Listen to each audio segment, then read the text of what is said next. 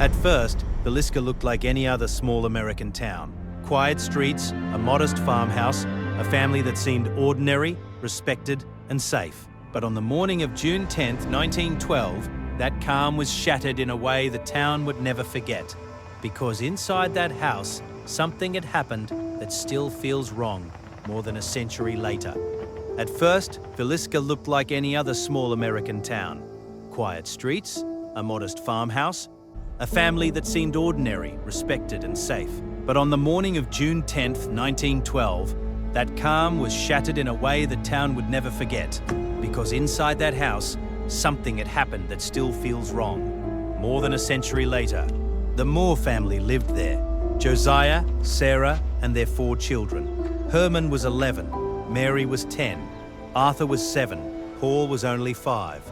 That Sunday night, the family had gone to a church program, and Mary had invited 2 sisters to stay over, Ina and Lena Stillinger. Everything about that evening should have ended like any other summer night.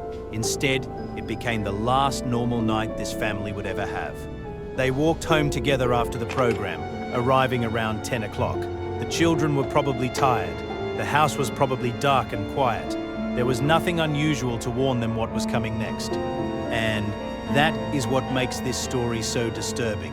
There was no public warning, no argument in the street, no sign of danger, just a family going to bed inside a house that had already become a trap. The next morning, the first person to notice something was wrong was a neighbor. The chores had not been done, the children had not appeared outside, the house was too still. She knocked, but no one answered. She called for help, and soon Ross Moore, Josiah's brother, arrived at the house. The front door was locked. That small detail made the silence inside feel even worse. When Ross finally entered the home, he found the first terrible evidence of what had happened. In the guest room, he discovered the bodies of the 2 visiting girls. Moments later, the rest of the house was searched, and the truth became impossible to deny. Every member of the Moore family had been killed. All 8 victims had suffered severe head wounds. The murder weapon was an axe belonging to Josiah Moore.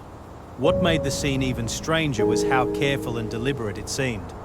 Investigators believe the killer had moved through the house while everyone slept. Some rooms had been arranged in eerie ways, mirrors were covered, objects were moved, nothing had been stolen. This was not a robbery, this was not chaos. It felt controlled, almost methodical, which made the crime even harder to understand. And in 1912, the investigation had almost nothing modern police would rely on today. There were no advanced forensic tools, no cameras, no DNA testing. By the time authorities fully secured the scene, the crime had already been disturbed by curious townspeople. The case spread quickly through the community, and fear spread with it. Everyone wanted to know who could have done this. Suspects came and went. People pointed fingers, rumors grew. Some believed the answer had to be personal. Others thought it might be a drifter, or a stranger passing through, or someone connected to the family business. One minister was even investigated and later tried, but he was never convicted. The town wanted a name. The evidence refused to give one. As the years passed, the story grew darker. People began to wonder whether the murders were part of something much bigger, a traveling killer, a string of similar attacks, a pattern no one had noticed in time. But no theory ever fully solved the mystery. Every possibility led to another dead end. Every answer opened up another question, and the farmhouse in Villisca stayed silent. That silence is part of what makes the case unforgettable. A family went to sleep in their own home and never woke up again. A small Iowa town was changed forever, and the house itself became something else over time. Not just a place where a crime happened, but a place people still talk about, visit, and fear. The building still stands, and the story still follows it. That is why the Villisca Axe Murders remain so haunting.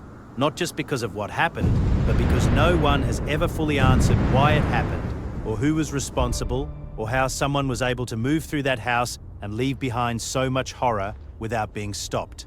More than 100 years later, the case still feels unfinished. So when people talk about haunted houses, this is one of the stories they mean. Not because of legend alone, but because real people lived there, slept there, and died there on a night that changed everything. And somewhere inside that old farmhouse, the question still remains the same. Who entered that home in the dark? And why did they never leave an answer behind?